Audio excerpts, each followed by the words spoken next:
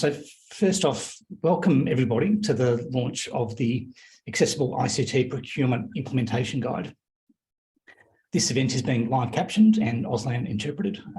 You can access the captions by clicking the CC button or some of the functionality in Zoom. I think one note is the mechanism. I think a link has been put into the chat on how to access those live captions as well. I'd first like to acknowledge the unceded traditional lands on which we meet today and pay my respects to elders past, present and emerging. I'm joining you from the lands of the Wurundjeri in Melbourne and encourage you to share the land that you're from and where you're joining us from in the chat function if you choose.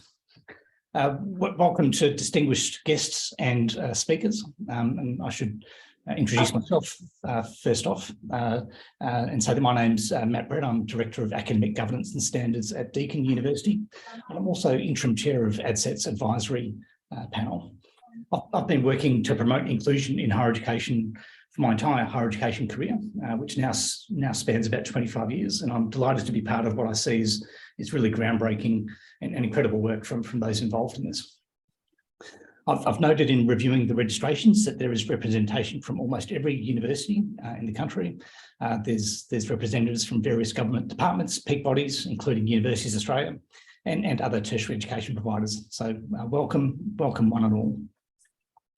Again, it's a pleasure to be part of the launch of the Accessible ICT Procurement Implementation Guide for higher education.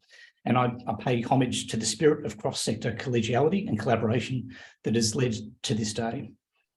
The Accessible ICT Procurement Guide has the potential to shift us further towards access by design, which will benefit students and staff now and long into the future. But before we start, we have some acknowledgements to make, and on behalf of the project team from ADCET and the NDCO Program. This consists of David Swain, hosted by Steps Group Australia, Darlene McLennan, hosted by the University of Tasmania, Paul Power, hosted by the Wodonga Institute of TAFE, and David Tran, hosted by Deakin University. I'd like to acknowledge the contributors to this guide on the advisory panel and beyond for sharing their lived experiences and expertise. We thank you for your generosity, collaboration and knowledge shared to bring this project forward.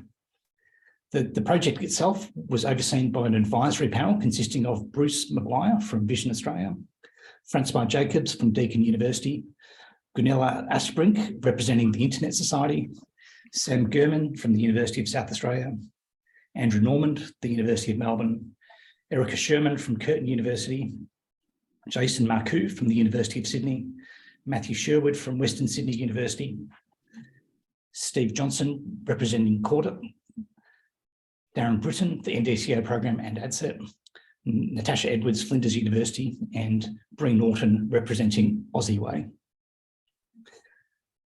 Additional specific expertise and advice was provided by Dr. Rennie Andrade at RMIT University and Kim Neville from the Australian National University.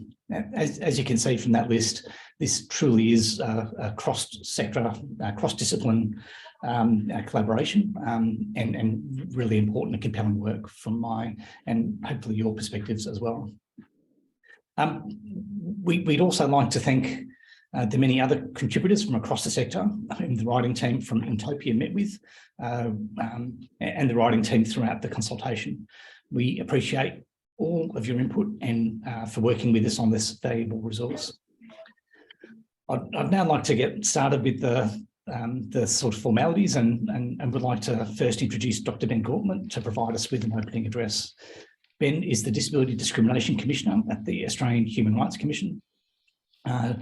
Ben commenced his 5-year term as Disability Discrimination Commissioner at the Australian Human Rights Commission on May 7, 2019. Prior to commencing as Disability Discrimination Commissioner, Ben worked as a barrister in Western Australia and in Victoria with a broad-ranging practice.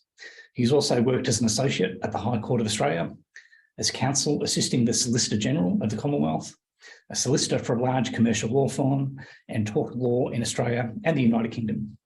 Ben studied at the University of Oxford as a Rhodes Scholar. As Disability Discrimination Commissioner, Ben advocates to remove barriers to people with disability participating in society and to ensure the human rights of people with disability are respected. I will now hand over to Ben for Ben's address. Thank you, Ben. Thank you, Matt, for that kind introduction. And I too would like to acknowledge the traditional owners of the land upon which I'm presenting to you all from today.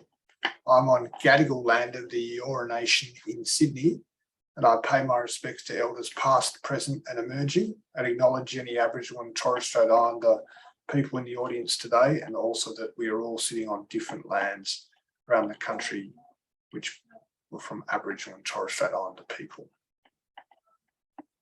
Universities and other higher education institutions can lead by example in a way that can change the thought processes of generations. The adoption of accessible information, communication and technology procurement policies and procedures in Australian universities has been a long work in progress, with contributions from many people with lived experience, as we heard, and expertise within and outside the higher education sector. This has a long history. In 2002, the then Human Rights and Equal Opportunity Commission, which is now the Australian Human Rights Commission, hosted a forum with representation from 39 of our universities. The focus was to investigate why there were a growing number of formal and informal complaints relating to access to curricular materials. The result was the establishment of guidelines on information access for students with print disabilities, which was then endorsed by the Australian Vice-Chancellors Committee, which is now Universities Australia.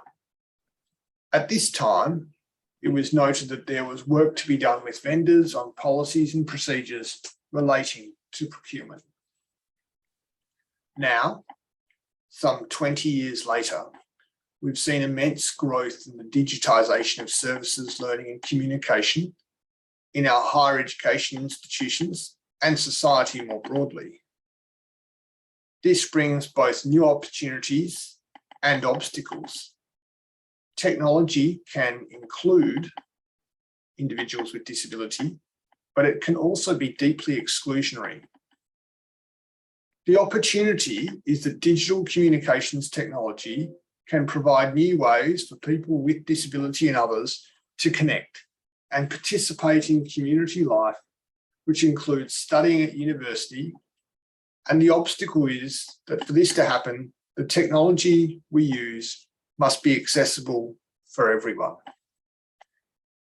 The Australian Human Rights Commission has identified accessible ICT procurement as an ongoing and pressing issue which needs serious attention in Australia now and in the future.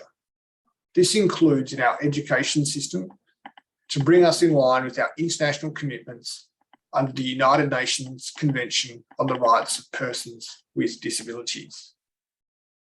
The relevant articles of the convention are Article 24, relating to education, and in particular Item 5, ensuring access to general tertiary education. And there are also comments made in relation to the need for accessibility in General Comment number 2, and in Article 9, which reinforces the accessibility of information and communication, including ICT, should be achieved from the outset. That is, that when we design ICT, it should include people with disability at the start, not halfway through, not at the end. In 2021, the Australian Human Rights Commission released the Human Rights and Technology Final Report. The report was the culmination of a major project on new and emerging technologies, including artificial intelligence, and was undertaken by my then colleague, the Human Rights Commissioner, Mr. Ed Santow. The report highlights that the UN Committee on the Rights of Persons with Disabilities had stated it is unacceptable to use public funds to create or perpetuate the inequality that inevitably results from inaccessible services and facilities. Applying this requirement to Australia, we need to realise that to comply with the Convention on the Rights of Persons with Disability, there are accessibility obligations relating to ICT. The Human Rights and Technology Report primarily focuses on government adoption of policies and procedures that would ensure technology complies with Australian standard EN 301549 and WCAG 2.1. It's easily able to be understood that the responsibility to create accessibility from the outset and to avoid perpetuating inequity should extend to industries and organisations who are recipients of significant sums of money from government in terms of funding, and this includes our universities. It is for these reasons that the development of this accessible ICT procurement implementation guide is so timely, relevant, and important to upholding and recognising the human rights of people with disability, including a right to access digital technologies and services in our higher education institutions, both as students and as employees. It is also important to note that it is a pivotal time for the developers, i.e. the vendors of ICT products and services, with a strong shift towards compliance with standards like AS/EN 301549 and WCAG 2.1 from governments and large institutions. We will see that ICT products and services in the future are accessible, as they can be designed in a way which includes everyone. This is important.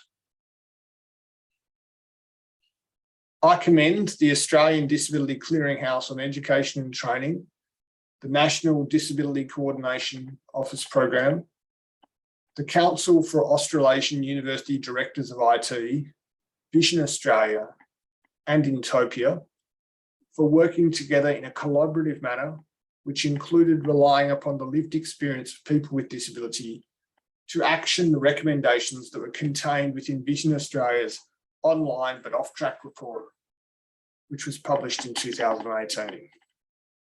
This type of investment in coordinated responses to systemic issues in our tertiary institutions is important.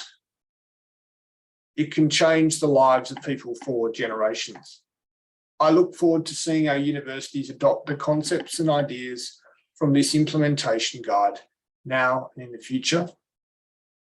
And I'm delighted to be asked to launch the guide and hope that we have a fruitful discussion on what is an important human rights issue now and in the future. Thanks, Matt. Thank you so much, Ben. It's great to see and to hear that the work of CAUDIT and ADCET is aligning with the priorities and the policy innovations associated with these issues and the Australian Human Rights Commission, and the general responsiveness to what is a rapidly changing technology environment. I might infuse just a brief reflection on how things have changed across time. Ben made reference to guidelines developed by the Australian Vice-Chancellors Committee back in the early 2000s. And I think what we're seeing with these guidelines is a move towards a more mature, more integrated and more embedded approach to accessible procurement. And we should perhaps see these current guidelines as a point in time milestone towards greater inclusion, but this is by no means a destination in its own right. Again, thank you, Ben, for being part of this launch and recognising the importance of inclusive procurement. I'd next like to introduce Bruce Maguire, who's Lead Policy Advisor at Vision Australia, to speak with us about the history behind this work and the online but off-track report. Bruce, as Lead Policy Advisor with Vision Australia, focuses on the development of the organisation's public policy positions on issues that affect people who are blind or who have low vision. In 2017-18, Bruce led Vision Australia's research into the barriers that university students who are blind or who have low vision experience when using online learning systems. Bruce has had a professional involvement in the print disability field for over 35 years and has served on various national and international committees. He was president of the Roundtable on Information Access for People with Print Disabilities Incorporated from 1994 to 96 and has been chair of the Australian Braille Authority on several occasions, most recently from 2006 to 2010. I will now hand over to Bruce to also be part of this launch. Thank you, Bruce. Thank you, Matt, and good morning, everyone.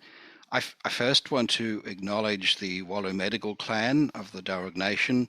I'm on their land today, and I pay my respects to their elders, and I extend those respects to any First Nations people who are participating in this event. I'll begin my remarks by quoting the concluding lines of a poem that appeared in a book called Songs of Light, which was published in 1935.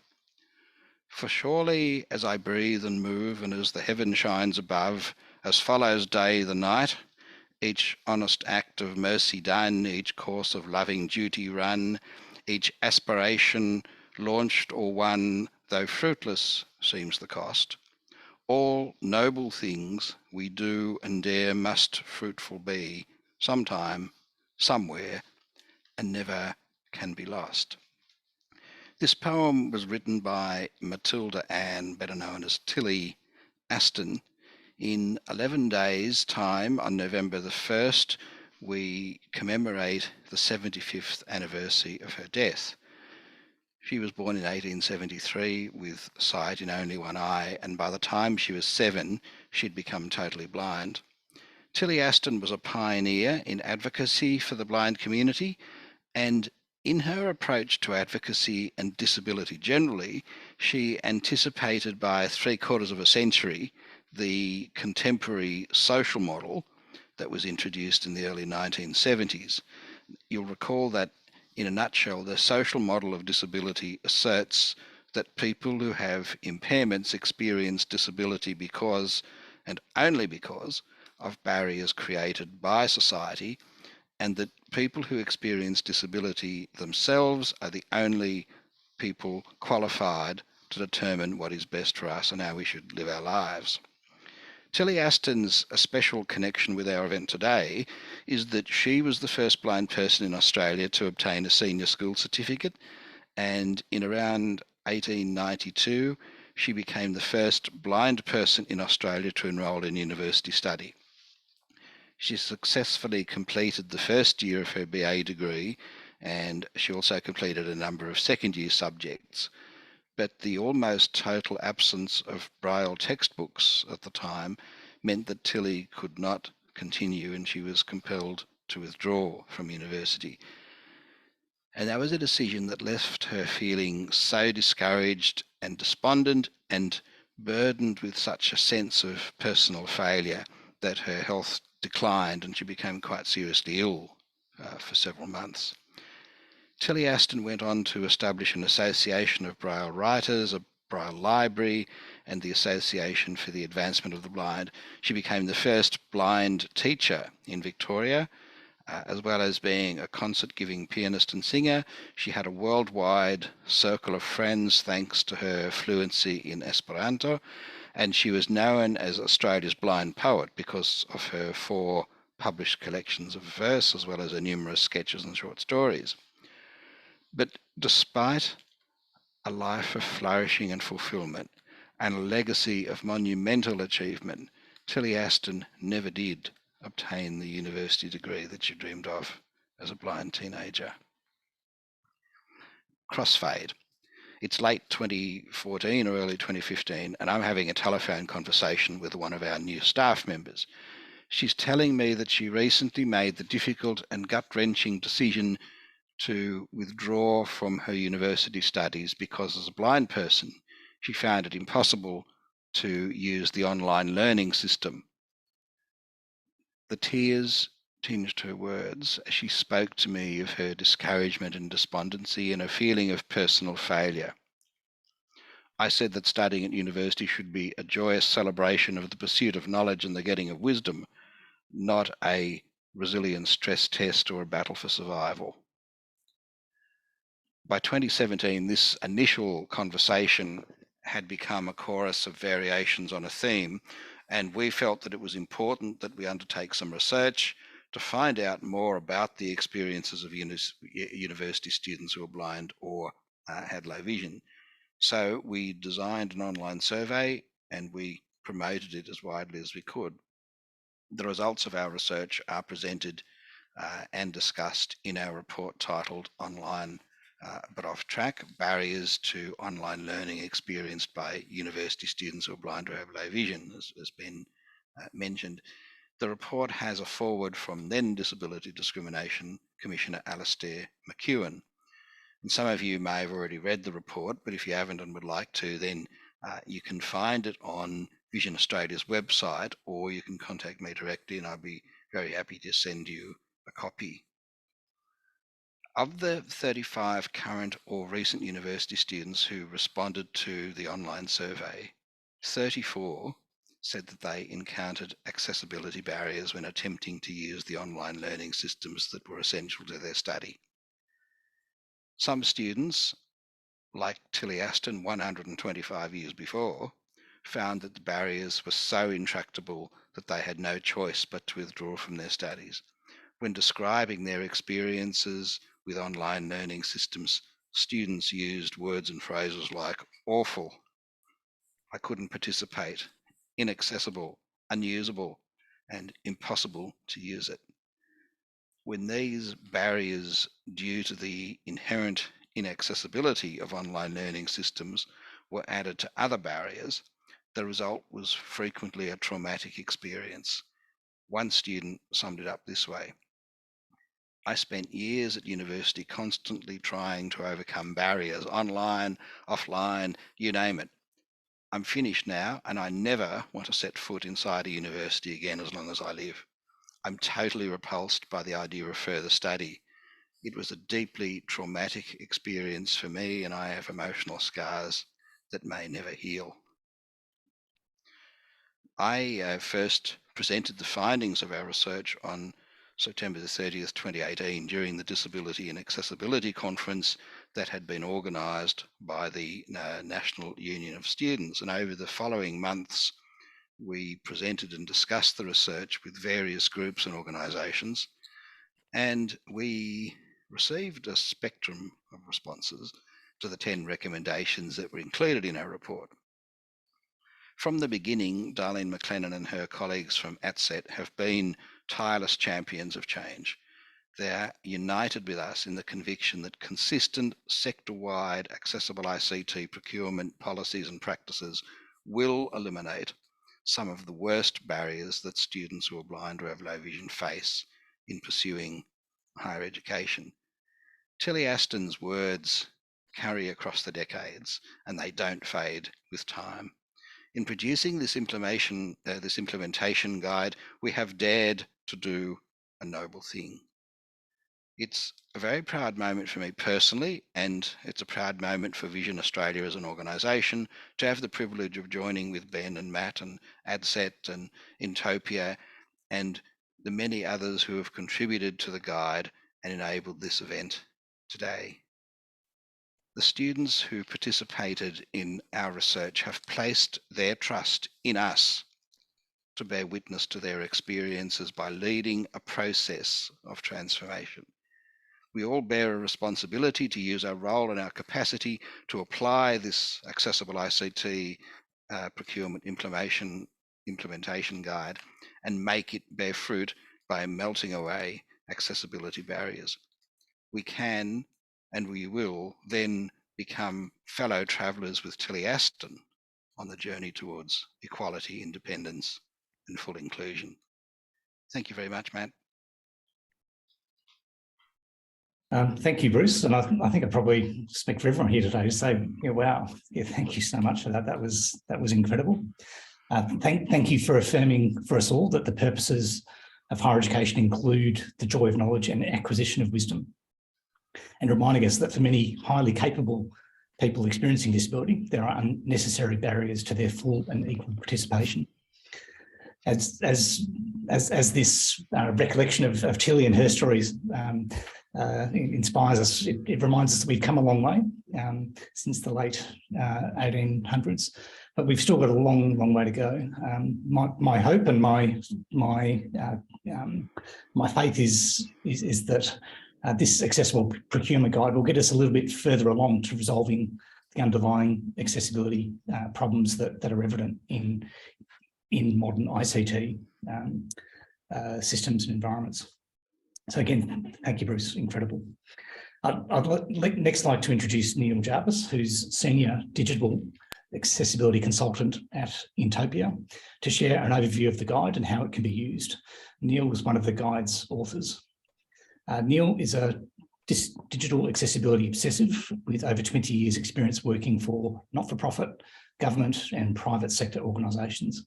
He's played a leading role in the international campaign for the adoption and implementation of the Marrakesh Treaty, an international copyright exceptions instrument helping to end the book famine experienced by blind and low vision people around the world. He was also a leading member of the Transforming Braille Group, an international consortium which designed and helped bring to market the world's first electronic Braille device for less than $500 US. He's a past president of the Roundtable on Information Access for people with print disabilities and spent 10 years on the board of the DAISY Consortium, which is a leading organisation in the field of inclusive publishing. Neil is a totally blind person and is therefore reliant on software and hardware, which are digitally accessible. So I will now hand over to you, Neil. Thank you. Thank you very much, Matt, and kia ora, everybody, as we say here in New Zealand. I'm based in Wellington, New Zealand, and I work with Intopia, and along with my colleague Andrew Arch, we both wrote the guide that we are launching today.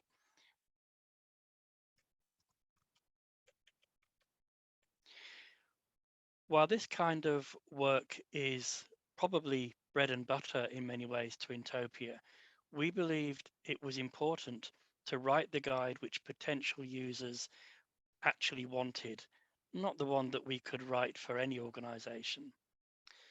So to determine what was required, we did the following before we wrote a single word. We held interviews with a range of stakeholders to learn about their experiences, good and bad, of ICT procurement and the consequences of inaccessible IT software and equipment. We spoke with end users as well as with those involved in the procurement process. And we spoke to a number of subject matter experts across the sector. We learned what they needed from a guide like this and what would help them, or what would have helped them up to now. We heard a number of personal stories which helped us to illustrate the issues from a real world perspective, and which brought the human experience into what all too often is thought of as a technology problem. And the stories which Bruce told a few moments ago were good examples of that. We examined procurement-related documents from a wide range of institutions. These included procurement policies, accessibility guidelines, diversity and inclusion policies and processes, and a representative sample of action plans. There are a lot of those. We looked at comparable organizations around the world and what they do, and we drew on their experiences to inform our advice about good practice and the pitfalls to avoid. We took part in fortnightly meetings with our colleagues, the project sponsors, and every month for 3 months, we met with the advisory panel so that our thinking and later the drafts of our report could be considered, critiqued, and feedback received. The final outcome was the guide that we are launching today.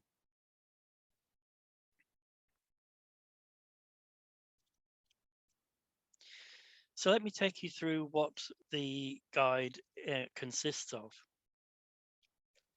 There's the introduction to the guide, which is an overview of the guide's components, its purpose, the background to the preparation, and things like that.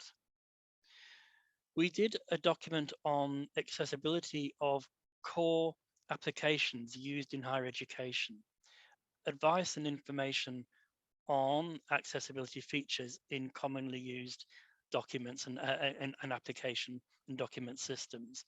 We felt that was a good starter for those who hadn't had that before.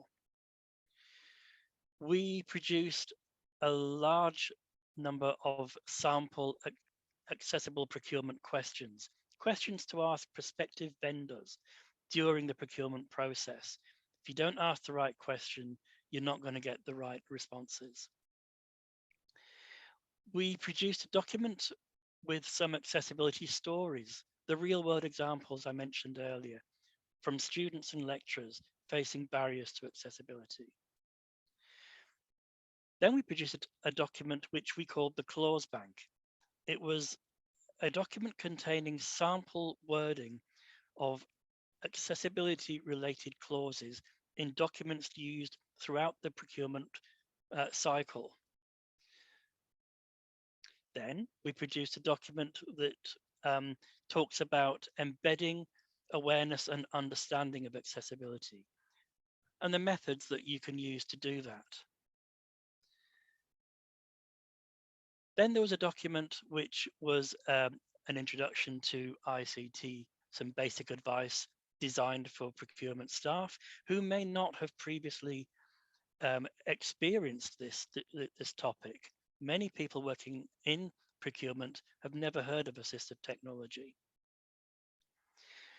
We supplied a document that talks about the legislation and specifically relevant to accessibility, education, and information access.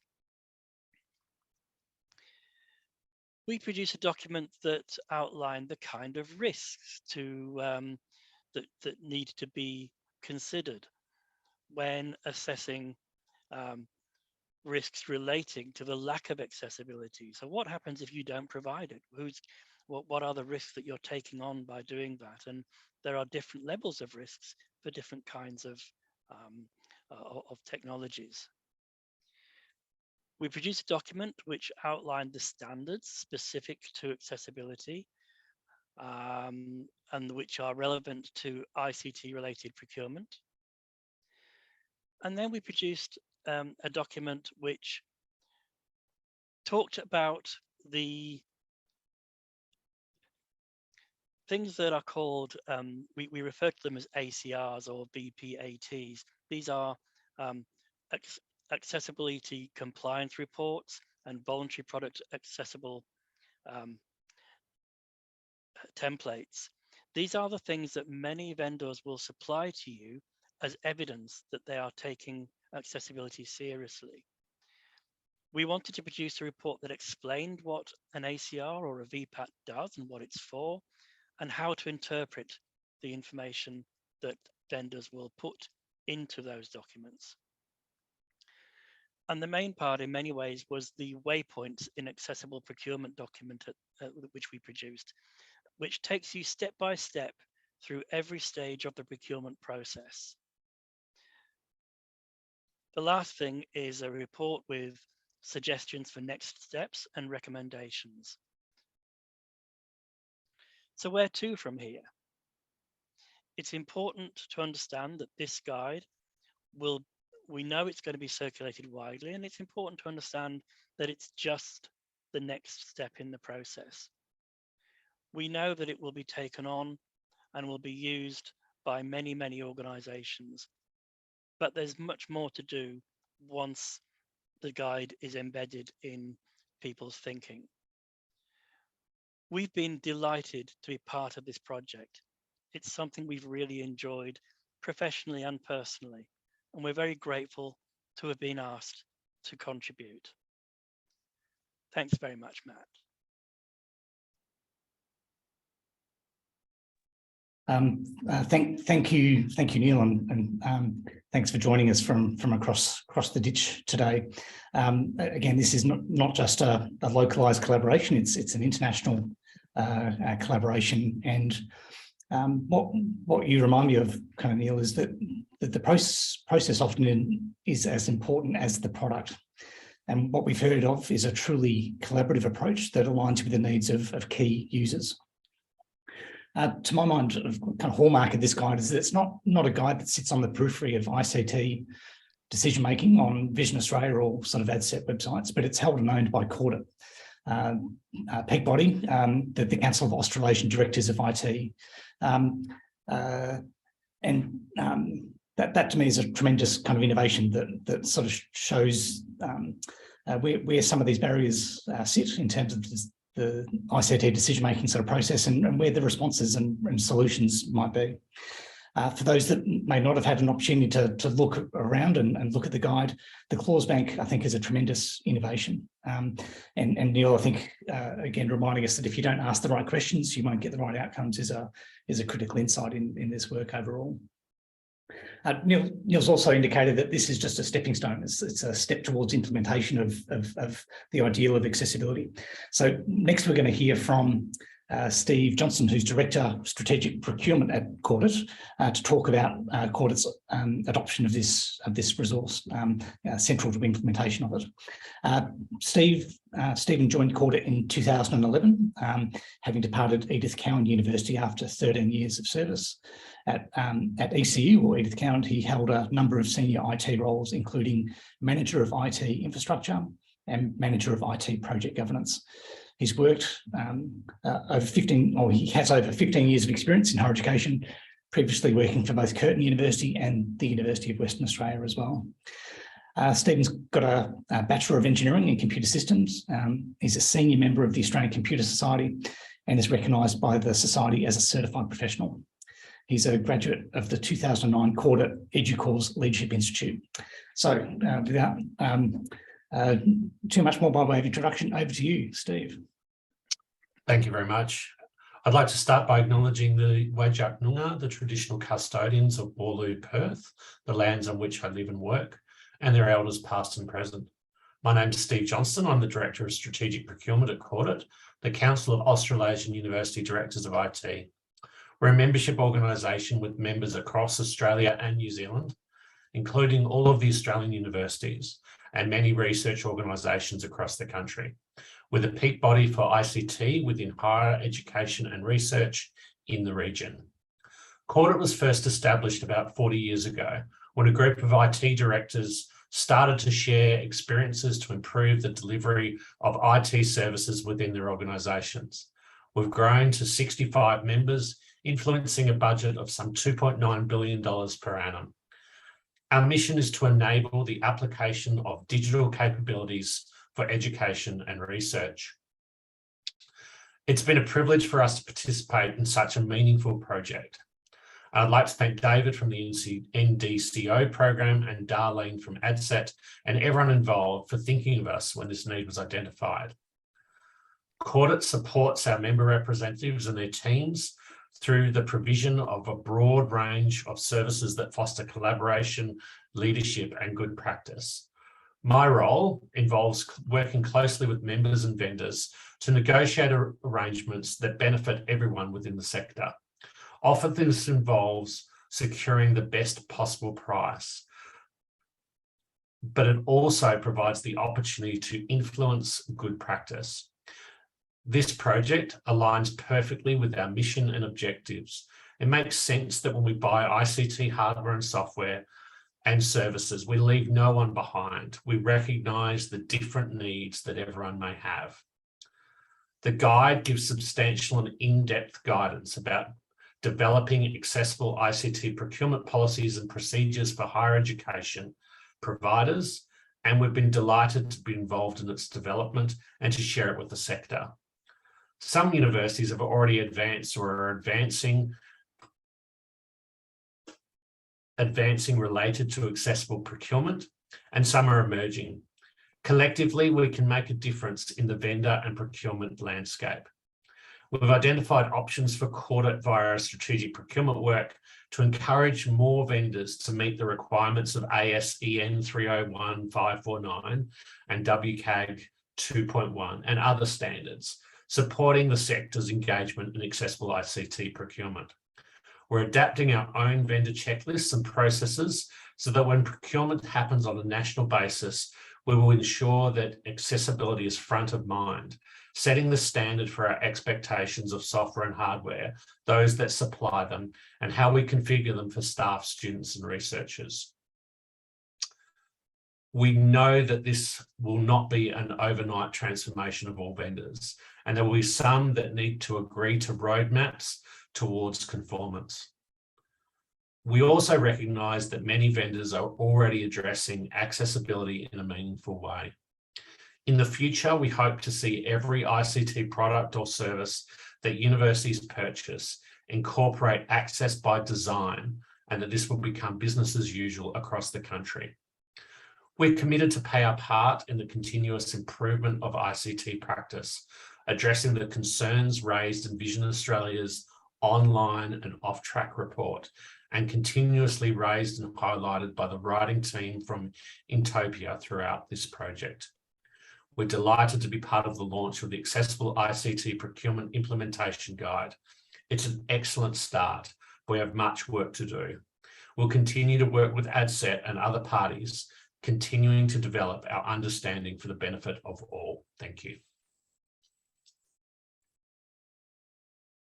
Thank you, Steve. And again, sort of hallmark of this resource, to my mind, is the collaboration between those professionals working in the disability sector and those professionals working in the ICT sector, sort of coming together in a spirit of inclusion and collaboration. So thank you so much, Stephen.